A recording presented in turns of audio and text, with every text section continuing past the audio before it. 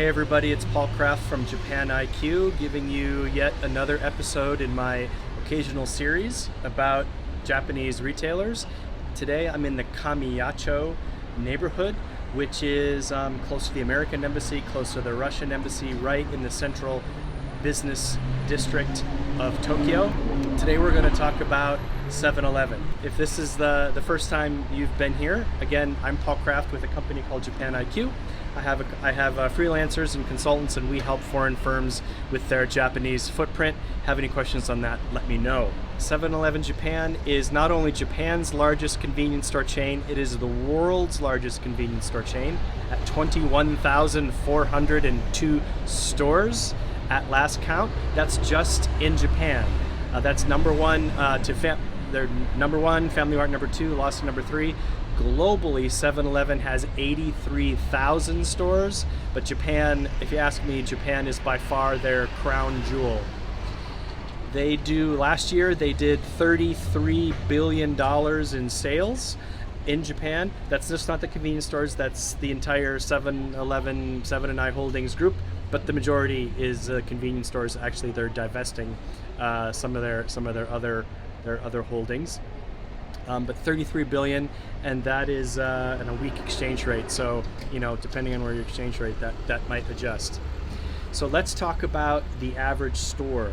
So the average store is in Japan will do 904 transactions per day, and their sales per day in dollars would be around $4,200, $4,300 dollars per day.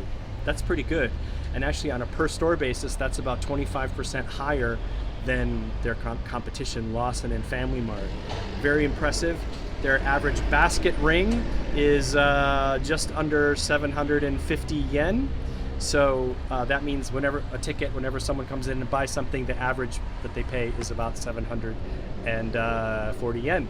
So of course, 7-Eleven is not exclusive to this, but there are many different things you can do at 7-Elevens in Japan. You can pick up, you can send packages. If you want to go to a baseball game or a rock concert, there's kiosks there to print your tickets. You pay your bills. You can do bike sharing. You can get your government documents. You can do so many things, and that's their goal, is to really become part of the neighborhood.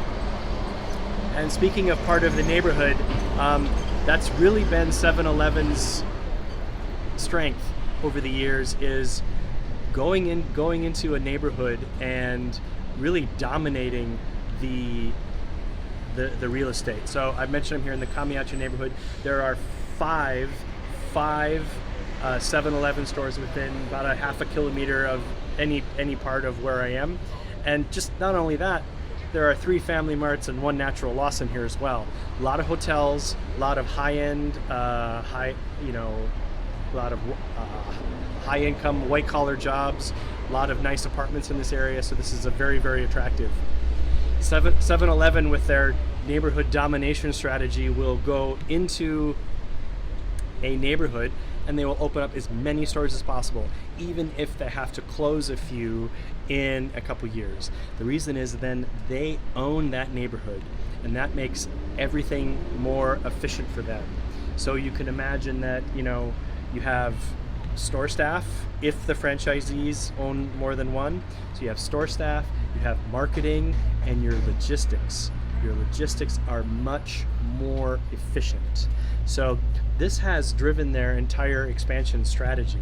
So as you can imagine, with 20,000 stores, they have 165, I call them central kitchens or depots, but they have those spread all over to make the rice balls, make the bentos, etc.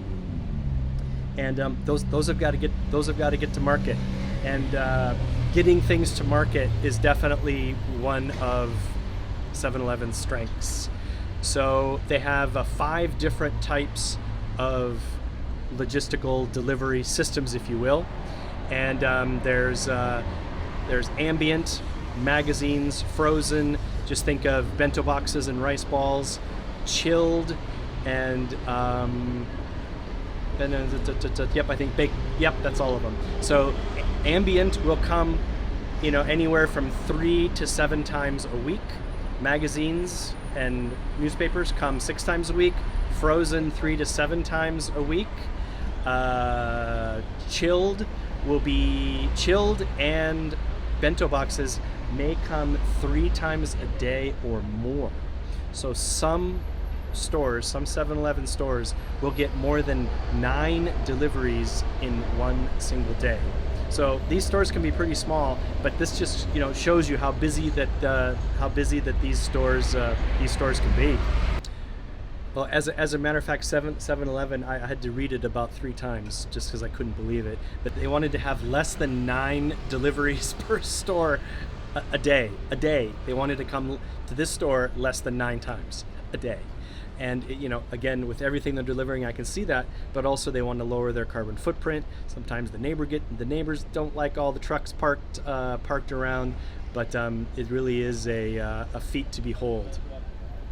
7-Eleven, convenience stores in general, but often led by 7-Eleven, has really disrupted several categories over the years. The number one that I can think of that I witnessed firsthand was coffee. So, 20 years ago, you walked into 7-Eleven and you buy the canned coffee. The big players are, of course, Suntory, Coca-Cola, and Asahi.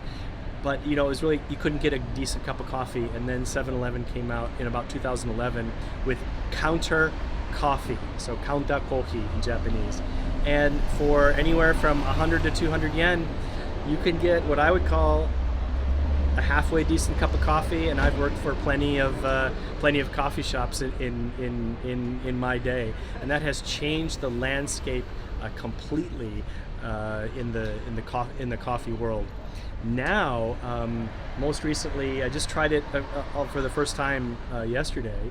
That is the smoothies. So you can go in and for with tax, 300 yen, you get a smoothie, and you know what? It tastes. You put it in a machine, and it tastes really good. By the way, 300 yen is $1.91.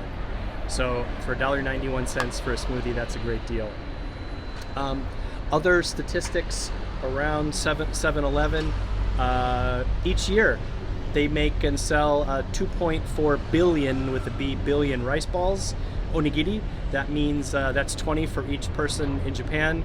I mentioned counter coffee. They sell 740 million cups of coffee per year. Okay, how is 7-Eleven going to keep growing? Well, finding employees, and even now staying open 24 hours, just like other stores. Traditionally, 7-Eleven was 7 a.m. to 11 p.m., but now they're open 24 hours. But there's been some pushback on that, in that some stores aren't supplying the sales. Also, it's really hard to find employees. Of course, they're testing a lot with different types of technology and cash registers and things like that. And I almost forgot. Speaking of cash registers, this is the most interesting thing. The most important thing for a store to decide their assortments and etc., and they want to know the age and the sex, male or female, of the person who shops there.